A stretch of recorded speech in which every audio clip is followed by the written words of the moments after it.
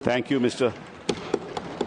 Chairman, sir. I rise to oppose the bill and thank you for this opportunity to participate in this debate. मैं थोड़े संक्षेप में कुछ मुद्दे उठाना चाहता हूं, कोई विवादित बात नहीं करूंगा। समझ लीजिए कि मेरे पास कुछ संपत्ति है, मेरी प्रॉपर्टी है। मैं हिंदू हूं या मुसलमान हूं या ईसाई हूं या सिख हूं, मैं उसको चैरिटी में देना चाहता हूं, तो कौन उसको रोक सकता है?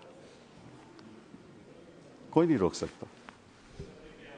और इतिहास में ये बात आपके सामने रखना चाहता हूं कि there was a right of non Muslims also to make a waqf. और 1954 में और 1995 में जो प्रावधान लाया गया, उसमें यह लिखा गया कि केवल मुसलमानों को वक्फ बना सकते हैं, कोई और नहीं बना सकता, प्रॉपर्टी नहीं दे सकता। और 2013 में जो संशोधन लाया गया, ये जो रोक थी वे खत्म हो गई। अब ये जो 2024 का अभी कानून बना है, उसमें वापस ये कहा गया कि केवल मुसलमान ही वक्फ दे सकते हैं। वो तो अलग बात है, मैं केवल छोटी सी बात रखना चाहता हूं। मैं, as far as the 17th century, and I'll give you a judgment of the Madras High Court, which observed that it is common for the Hindu zamindars to have Muslims in their territories to make Muslim endowments. Similarly, in Arur Singh versus Badr Deen, Lahore High Court upheld the right of a Hindu to make waqf of his property for a Muslim graveyard. After independence, Nagpur High Court upheld the right of a non-Muslim to create waqf. और हमारे प्रधानमंत्री जी, इनकी मैं बड़ी इज्जत करता हूं, हमेशा कहते हैं वन नेशन वन लॉ। तो अगर वन नेशन वन लॉ होना है, तो बताइए भाई साहब कि ये केवल कहना कि मुसलमान ही वक्फ दे सकते हैं, ये किस किस्म का लॉ है? ये किस किस्म का लॉ है? और ये भी कहना कि मुसलमान को पहले 5 साल मुसलमान बने, फिर तय करना होगा कि तुम वक्फ दे सकते हो कि नहीं।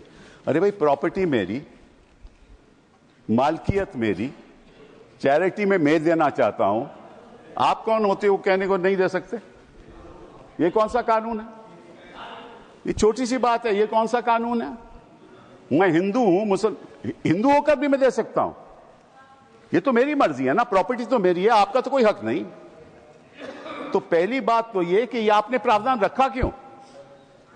अगर आप वन नेशन वन लॉ की बात करते हो कि सारे धर्मों पे लागू करो, कोई भी दे सकता है। पहली बात ये। दूसरी बात, एक नड्डा साहब ने बड़ी अच्छी कही कि देखिए ये कितनी एकर्स प्रॉपर्टी औकाफ की है, वक्फ की है। मैं उनको बताना चाहता हूं कि there are 32 Waqf boards in this country in different states merely supervise administration of waqf properties in their respective states. But please note kar lijiye Nada ji, total area of Hindu religious institutions in Tamil Nadu, Andhra Pradesh and Telangana respectively is 4,47,000 in Tamil Nadu, 4,65,000 in Andhra, 87,000 in Telangana, 723 acres with Tirumala Tirupati Devasthanam, and thus it comes to 10 lakh acres only in 4 states. And आप कहते हैं कि देखिए औकाफ में 8 लाख एकड़ है। अरे भैया, आपके हिंदू टेम्पल्स में भी इतनी संपत्ति है, वहां आप क्या कर रहे हो? बाकी स्टेट्स में देखो ना। अच्छा, और ये नहीं कि हर धर्म में सुधार नहीं होना चाहिए, उतार होना चाहिए, मैं आपके साथ सहमत हूं। हिंदू धर्म में भी सुधार लाना चाहिए, लाना चाहिए ना, हिंदू धर्म भी सुधार लाना चाहिए। अंडर हिंदू धर्म, एक मिनट, हिंदू धर्म, मैंने आज तक किसी को टोका नहीं, मैं केवल छोटी सी बात रख रहा हूं आपके सामने। हिंदू धर्म में भी सुधार होना चाहिए। अब हिंदू धर्म के अंतर्गत अगर कोई सेल्फ एक्वायर्ड प्रॉपर्टी हो, तो वह अपने बेटों को दे सकता है, बेटी को नहीं दे सकता। कहता है मैं नहीं दूंगा अपनी बेटी को। इस्लाम में भी है कि भाई को ज्यादा मिलेगा और बेटी को कम मिलेगा। इस्लाम में भी यह है। वहां वक्त से द्वारा सुधार हो सकता है, यहां कोई सुधार नहीं हो सकता। तो आप अगर महिलाओं की बात करते हो तो एक कानून लाओ कि हिंदू लॉ में कोई अपनी सेल्फ एक्वायर्ड प्रॉपर्टी केवल बेटों को नहीं दे सकता, वहां महिलाओं का हक होना चाहिए।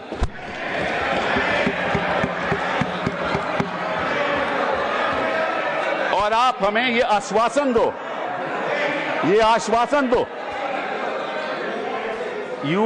you make a commitment in this house that you will bring a law which will protect the right of daughters when they want to give away their self acquired property. दूसरी बात ये मैं आपके सामने रखना चाहता था। तीसरी बात मैं आपने सामने रखना चाहता हूं। आपने कहा, और ये बात आपको वैसे जाननी चाहिए, शायद मालूम नहीं आपको बताया या नहीं, लेकिन ये जो बोर्ड है ये स्टैट्यूटरी बोर्ड है, पहले भी था। इसमें कोई नॉमिनेट नहीं होता था। मैं आपको बताता हूं क्या वो स्टैट्यूटरी बोर्ड था। Most nominees were of the government, पहले भी। MPs are there, judges of Supreme Court, High Court, civil servants were there, and the chief executive officer of the board is a civil servant. Government can give directives to the board and even supersede it. Tribunal members are nominated by the government. ये तो पहले स्थिति थी। तो अगर सरकारी यहां नियुक्ति थी तो गलत कौन काम कर रहा था? आपने उसको क्यों सुपरसीड किया? सब नॉमिनी क्यों अपने रखवा लिए? अरे भैया, पहले भी तो स्टैट्यूटरी बोर्ड था, तो आपने प्रावधान क्यों लाया? ये अगर कोई गलती हो रही थी तो मुतवल्ली से हो रही थी। होता क्या था कि मुतवल्ली इसी वक्फ में अब डील कर लेता था और उसकी वजह से ये मिसमैनेजमेंट होती थी। आपको उसको ठीक करना चाहिए था। हम भी आपके साथ हैं।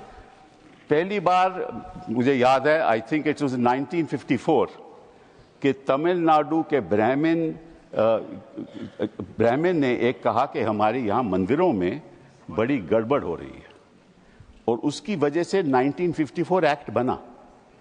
तो गड़बड़ तो सब जगह होगी, आपकी सरकार में भी बड़ी गड़बड़ हो रही है, वो भी हो रही है, वो ठीक है, वो तो गड़बड़ तो होती है, गड़बड़ तो होती है। तो अब आपने क्या किया? अब बड़ी इंटरेस्टिंग बात है, आपने क्या किया? आपने कहा कि भैया अगर कोई, सर देखिए, आपने सबको 15-15, 20-20 मिनट दिए, मुझे 10 मिनट दे दीजिए, ज्यादा नहीं मांगता मैं, थोड़ा सा। सर कपिल जी, हाँ, मुद्दे की बात कर रहे हैं हम, कोई पॉलिटिक्स की बात नहीं कर रहे। नड्डा जी ने कहा कि यहाँ कोई पॉलिटिक्स की बात नहीं हो रही, क्योंकि देश के भविष्य का सवाल है। Sir therefore the other thing I want to say कि पहले क्या होता था कि ये जो वक्फ प्रॉपर्टी पे इंक्रोचमेंट होती थी, अनऑथराइज्ड इंक्रोचमेंट होती थी, लोगों की अनऑथराइज्ड इंक्रोचमेंट, और सरकार भी इस पे कब्जा कर लेती थी। इसलिए जो लिमिटेशन प्रोविजन लाया गया उसमें ये रखा गया कि जो 12 साल का लिमिटेशन ऑर्डिनरी लॉ में है वो नहीं है। किसी ने गलत तरीके से वक्फ प्रॉपर्टी का कब्जा कर लिया तो अगर लिमिटेशन की बात आएगी तो 12 साल के बाद वो उसको चैलेंज नहीं कर सकता। आपने वो वापस लिमिटेशन ले आए, मतलब कि उनका अनऑथराइज कब्जा कायम रहेगा। तो ये तो आप इंक्रोचमेंट्स का साथ दे रहे हो, इंक्रोचर्स का साथ दे रहे हो। मतलब कि जो वक्फ प्रॉपर्टी में गलत कब्जा हुआ है वो कब्जा वैसे ही रहेगा, क्योंकि 12 साल बीत जाएंगे। ये किस किस्म का प्रावधान आप लाए हो? आप प्रोटेक्ट कर रहे हो वक्फ प्रॉपर्टी को कि इंक्रोचमेंट्स को प्रोटेक्ट कर रहे हो? फिर साथ साथ में आपने ये कह दिया कि district magistrate has the full power to decide as to whether it is work property or not. This is what you have said. Now, what inquiry will the district magistrate have in that case? He will decide on his own, and his decision is final. You were talking about Article 21 of the Constitution and said कि ये जो वक्फ जो council है इनका decision कैसे final हो सकता है, वक्फ बोर्ड का डिसीजन कैसे फाइनल हो सकता है, ये तो चैलेंज ही नहीं हो सकता in a civil court. Which decision of the district magistrate will you challenge in a civil court? You have said in this law that the decision of the district magistrate is final. And when he decides that this property is not waqf property, that cannot be challenged till he gives a final decision. So you can't deal with that property. You give finality to it. और वो जो आपने रखी है बात कि ये जो इंडाउमेंट्स हैं, ये जो वक्फ है, इसकी जो ट्राइब्यूनल की डिसीजन है ये फाइनल रहता है, ये आपने कहा ना। नो, अगर वो वक्फ ट्राइब्यूनल का डिसीजन फाइनल रहता है तो सिविल कोर्ट को तो कोई हक नहीं उसको चैलेंज करने के लिए। यही बात हिंदू एंडाउमेंट्स एक्ट में है। हिंदू एंडाउमेंट्स एक्ट में जो उनका मैनेजमेंट है उसका डिसीजन फाइनल है। थैंक यू कपिल तो जी। अगर हिंदू एंडाउमेंट्स का डिसीजन फाइनल है वो तो आपको कोई आपत्ति नहीं, यहां ट्राइब्यूनल का डिसीजन फाइनल है तो आपको आपत्ति है।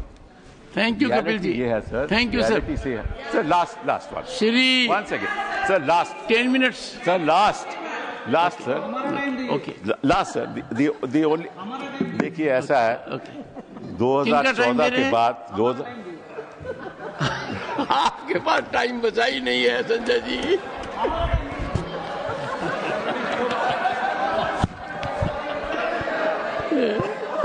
Kapil ji. Sir just give me a minute. Honourable members. Sir just 1 second, 1 second Kapil ji. one second, sir. 1 second. What is the fact of the matter is